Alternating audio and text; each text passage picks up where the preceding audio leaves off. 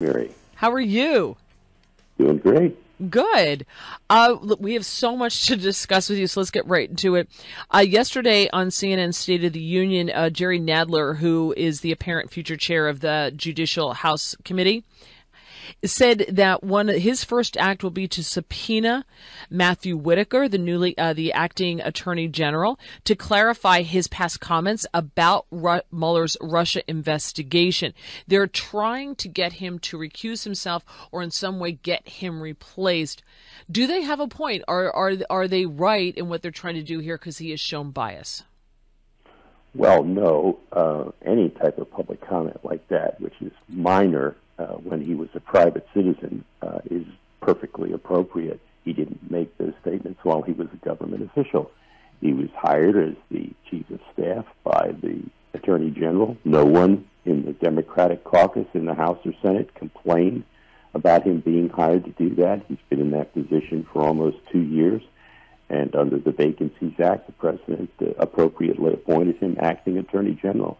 So this is all politics by Nadler and the Democrats, but that's what they're very good at. And they have since violated their pledge that they weren't going to conduct investigations. They were going to do the people's business, and now they're telling us it's going to be investigations all the time. That should surprise no one, but it doesn't change the legal fact that Mr. Whitaker is legally in the job as long as the president wants him there. Now, Joe, you talk about his ability to do the job through the Vacancies Act. There's been some pushback from Democrats saying that he hasn't been appointed as a principal officer, confirmed as a principal officer. Is there any necessary confirmation process in order to have him as acting Attorney General? No, not under the Vacancies Act. He holds a senior position for more than 90 days.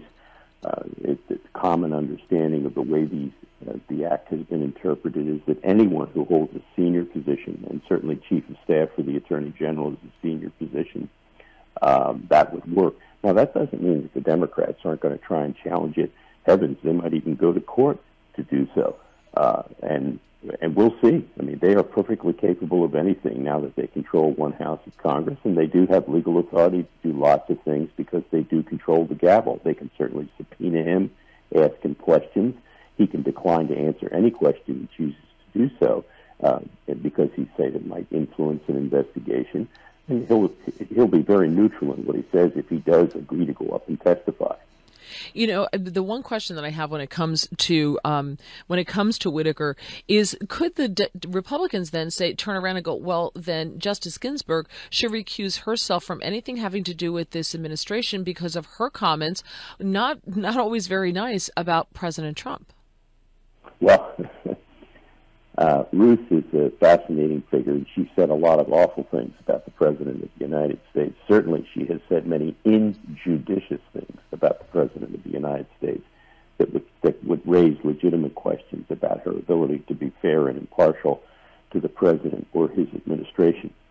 But as you know, you cannot get a Supreme Court justice to recuse him or herself.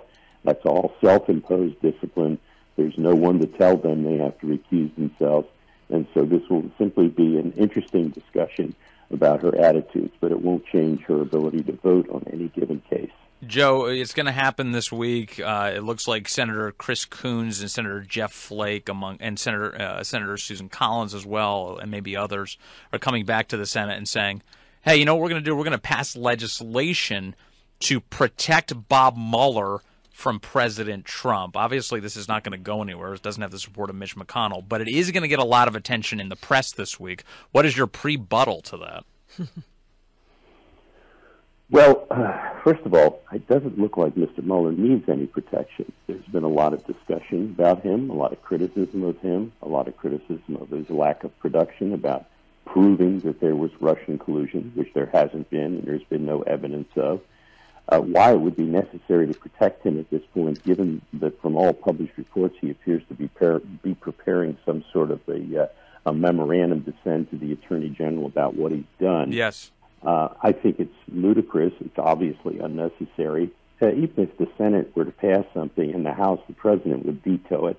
Mr. McConnell has indicated that it will not be given any floor time and it's not on his agenda. So this will be just political discussion. Nothing's going to happen in this area. All right, let's move on to one of your favorite people in the whole world, James Comey. We found out through a FOIA request from the Cause of Action Institute. They filed the request for Comey's Gmail correspondence involving his work for the Bureau. There are approximately 1,200 pages of messages. 156 of them have been turned over. 7 emails were not turned over, refused because they would disclose techniques and procedures for law enforcement investigations or prosecutions. Another 363 pages were withheld because they discussed privileged agency communications. Is he off the hook there, though, because he testified that he only used his email account for incidental purposes and never for anything that was classified, which it sounds like that's technically true. Well, let's put it this way. Mr. Comey, in fact, used a personal communications device to conduct government business. And the fact that some were withheld from disclosure under the Freedom of Information Act means that they involved serious enough government business that they could not be disclosed, or personal information. This is a continuing part of the James Comey narrative. Mr. Comey is still America's dirtiest cop. He remains, in his own mind, a giant and a figure of extreme importance in American history. However, he remains a disgraced former FBI director who was fired by the Attorney General of the United States, Jeff Sessions, who everybody in the Democratic Party now says was a great Attorney General who should not have been relieved of his duties, when 2 years ago they were saying that Jeff Sessions was a racist and a dumbbell and too close to the President of the United States. One thing that's certain about this entire story, you can always count on the Democrats to say whatever is necessary to make their position look good, which of course it never can. But Comey is in fact, remains a disgraced, fired former FBI director, and there's nothing surprising in this news story about the fact that he used his private phone for official government business. But, all of this doesn't matter if in fact any investigation of Comey and the thieves at the top of the FBI is not being legitimately conducted. And as long as Rod Rosenstein is there at the department, which I'm not sure is going to be much longer, none of this is going to come to fruition. This will be the true test of Whitaker to see whether or not the work of anybody investigating the FISA abuse and everything is really a serious investigation. Well, all this sensitive information in his email really colors in the lines on his statement on Hillary Clinton, by the way, remember? She should That's right. She should have known better, and this isn't prosecutable, right, everyone? It was he was looking at himself while he was looking at her. It's pretty amazing. All right, Joe DiGenova, thank you. Always appreciate your insights, sir. You bet, guys. All right, happy Veterans Day. Have a good week. In the position of prominence, now that Harvey Weinstein is gone, they have an entirely new and younger group of Hollywood producers and directors who are helping direct the Obamas' return to political prominence. And I say this because right now we're seeing the initial setting of the table for 2020. Well, this is all the big buildup to the Democratic primary and the Republican primary for the presidency. We're going to see a challenge to Donald Trump, perhaps from Mitt Romney, perhaps from Jeff Flake. Howard Schultz announced over the weekend, which we're going to get to this issue later in the show. But Howard Schultz, the former CEO of Starbucks, has announced that he's basically setting up a team to run for president. He hasn't officially announced it, including a very familiar team. Yeah, including the guy who ran John McCain's pathetic campaigns for the presidency. So that's all you need to know about Howard Schultz. So as frustrating as it is that Republicans lost more seats than they had hoped for and hoped to lose in the midterms, and it seems like now they've lost up to 40 seats, which is not good. But nevertheless, as much as that is frustrating for us, the Democrats never seem to learn the lessons of offending a wide swath of the American people. And so, don't you agree, Raymond? They always take it a step too far. Well, I mean, I think the frustration we're seeing in these recounts in Florida and Arizona, Georgia rather, and the outrage that, again, Broward County is ground zero in a recount battle. Didn't we learn anything from 2000? No. And the corruption here really needs to be exploded and explored. And the American people, not only the people of Florida, need answers on how we got here again and where these mysterious ballots are coming from. You know, now they're basically writing up ballots to be, you know, they're ballots that weren't properly filled out. So the officials filling them out are going for the divine, people. Yeah. Right, divine the intention. I mean, this is like I heard Lieberman earlier, or rather, I heard Newt Gingrich talking about in Georgia. There were some people who were filling out ballots for dead relatives or relatives who left for other states, just imagining, oh, well, this is how they would have voted, so I'll just fill this out and send it in for them. I mean, this is the kind of corruption we're seeing in Florida, and it really needs to stop. We need to figure out what's going on here. I actually spoke with a number of people in Arizona yesterday, and we'll have more on this later on, but a number of individuals who told me about the shenanigans in Arizona, in Maricopa County, and in there's one other county, and excuse me for not remembering, in Tucson. I think it's Pena County, where emergency polling stations were opened without with only notice given to one side, naming to Kyrsten Sinema's campaign. Wow. So suddenly emergency polling stations were opened, and then door knockers were conveniently placed to vote, and on the door knockers it said, vote, no ID required, for these emergency polling stations.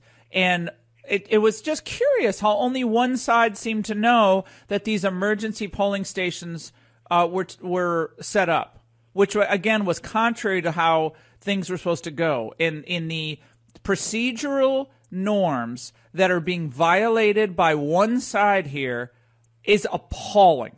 This is just an appalling series of actions. Now, we're going to bring you a report on exactly what is happening in Arizona. And I know everyone's like, well, there's 29,000 votes. I understand that. But Republicans cannot let these Democrat election officials get away with violating the rules of the road for these elections. Because if they can violate them with impunity now, imagine what they're going to do in 2020. So every violation of election laws on either side, but primarily these are happening now on the Democratic side, both in Florida and in Arizona. This has got to be exposed, and lawsuits need to be filed, regardless of whether you're going to make up the votes. It's very important that this be done. So I have another report on that. I'll bring that to you later on. 855-40-LAURA. Raymond Arroyo is with us. We're going to take a break. Michelle Obama claiming, oh, her husband's administration, it was such a relief to have this calm, learned, book smart guy running the country. And now it's just hitting her, right in the heart because, read between the lines. This, racist is running the country. Don't go away. Give them the old razzle dazzle. Our presence in the White House had been celebrated by millions of Americans, but it also contributed to a reactionary sense of fear and resentment among others. The hatred was old and deep and as dangerous as ever. They're still crying. Look at them. They're still crying. I see with sequence. Pluto TV is the leading free streaming television service. Watch over 100 TV channels and thousands of movies on demand, all for free. No credit card needed, no sign up. Pluto TV is the easy and completely legal to watch your favorite TV shows and hit movies. So what are you waiting for? Never pay for TV again. Download Pluto TV for free on all of your favorite devices today.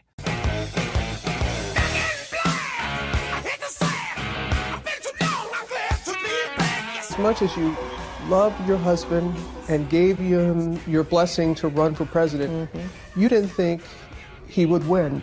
I think I did what a lot of black folks were doing. We were afraid to hope because it's hard to believe that the country that oppressed you could one day be led by you.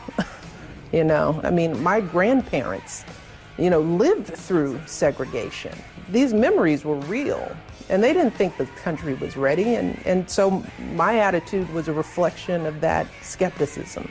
Oh, Michelle Obama said that. I haven't seen it. I guess she wrote a book. She got paid a lot of money to write a book, and they always insist that you come up with controversy. You are listening to the Laura Ingraham Show, 855-40-LAURA. Well, Michelle Obama is reflecting on her time as, the wife of a candidate for the presidency, and, she didn't think it was possible. Well, I guess I understand that. I mean, I'm not sure if I can't criticize her for that. I mean, it come a long way.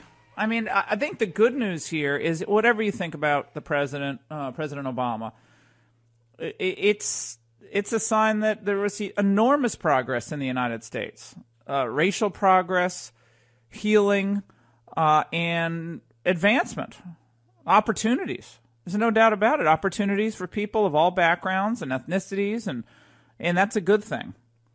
The concerning thing, however, is when people act like there has been no progress made at all and want to use race as a weapon against people who had nothing to do ever with racism. That's the problem. I think we all agree that it's great news that people of all ethnic and racial backgrounds have advanced. And look, we had a 2-term president. He is elected not once but twice, including by a substantial percentage of white Americans. They didn't care what color his skin was. They voted for someone they thought was going to deliver, quote, change to America. But when you go back and you review just how divided the country was at the end of Obama's term, it's stunning. I tweeted this out last week, and it was shocking. I mean, it really was shocking. This is January 15th, 2017, right before Donald Trump was inaugurated. This is AP, Associated Press. More Americans feel Barack Obama's presidency divided the country than feel it brought people together. 8 years after Obama's historic election, just 27% see the United States as more united as a result of his presidency. And far more, 44% say they think it's more divided. These figures underscore one of the key contradictions of Obama's presidency. By and large, Americans like him, yet aside from the big Obamacare health care overhaul, he's been unable to translate that approval into congressional majorities to fulfill many of his goals. And then Obama said that. It's one of the few regrets of my presidency, that the rancor and suspicion between the parties has gotten worse instead of better. Well, who's responsible for that? But 57% viewed him more favorably, putting him way ahead of George W. Bush, who went out with low personal approvals. Just over half of Obama's, say Obama's presidency has been great or good. 37% view him unfavorably. Fascinating. We have a lot more to get to. 855-40-LAURA. Stay there. Now witness the quickness with which we get. One of the concerns you hear is Democrats are just going to issue subpoena after subpoena and make the president's life legally more difficult. Is there a limitation to that you see? Well, we are responsible. We are not scattershot. We are not doing any investigation for a political purpose. Oh, yeah. No political purpose whatsoever. No. This is just all for the people. This is not about 2020. They're already lining him up. Joining us now, I'm delighted he's with us. Congressman Steve Scalise from the great state of Louisiana. His new book.